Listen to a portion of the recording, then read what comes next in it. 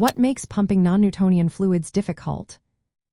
Imagine trying to push a thick syrup through a tube and suddenly it feels like you're trying to push a solid.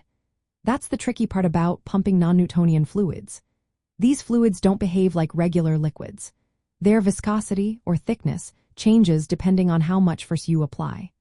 And like water or oil, which flow smoothly no matter what, non-Newtonian fluids can become thicker or thinner when you stir or push on them. This makes controlling their flow a real challenge. Some non-Newtonian fluids get thinner when you shear or stir them, like ketchup. When you shake the bottle, it flows more easily. Others get thicker when sheared, like cornstarch mixed with water.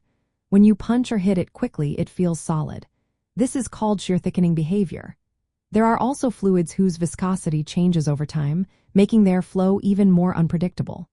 Because of these properties, pumping them requires special equipment and techniques. Standard pumps, like centrifugal pumps, are designed for regular fluids with constant viscosity.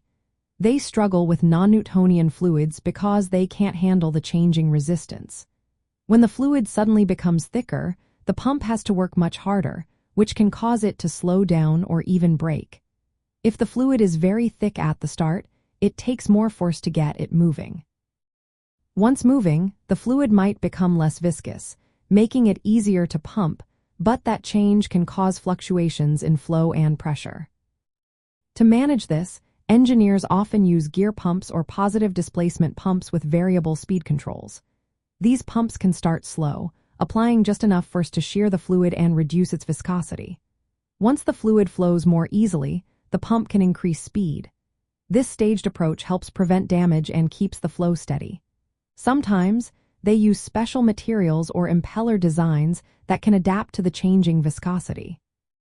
Handling non-Newtonian fluids also means considering the piping and system design. Increased friction and pressure drops happen because of the fluid's unpredictable behavior. If not accounted for, this can lead to performance issues or even system failure.